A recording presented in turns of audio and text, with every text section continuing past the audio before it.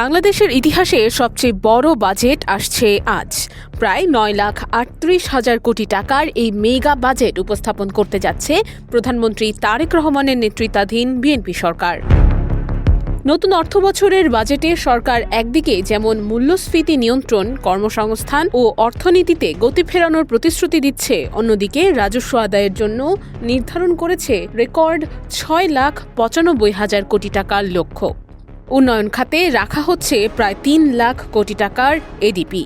অবকাঠামো, শিক্ষা, স্বাস্থ্য ও মানব সম্পদ উন্নয়নকে দেয়া হচ্ছে সর্বোচ্চ গুরুত্ব।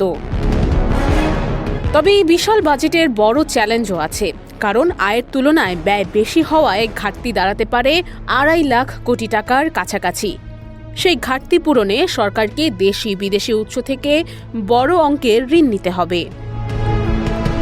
এদিকে সাধারণ মানুষের জন্য কিছুটা স্বস্তির খবরও রয়েছে।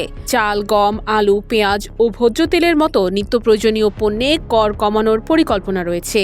পাশাপাশি দেশীয় ফ্রিজ, এসি, মোবাইল ও ল্যাপটপ শিল্পে কর ছাড় দেয়া হতে পারে। অন্যদিকে বাড়তে পারে সিগারেট, নিকোটিন পণ্য, বিদেশি প্রসাধনী, কাজু বাদাম, আমদানিকৃত হিমায়িত মাছ এবং নির্মাণ সামগ্রীর দাম। বাজেটের আরেকটি বড় আকর্ষণ হল প্রথমবারের মতো 5 বছরের আয়কর roadmap.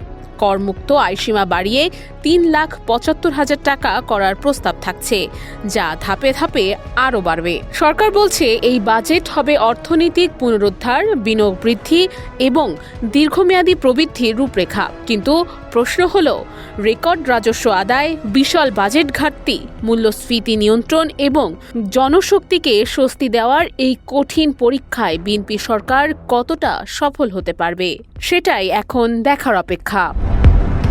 Nusrat Ananya, desk report, দৈনিক এদিন।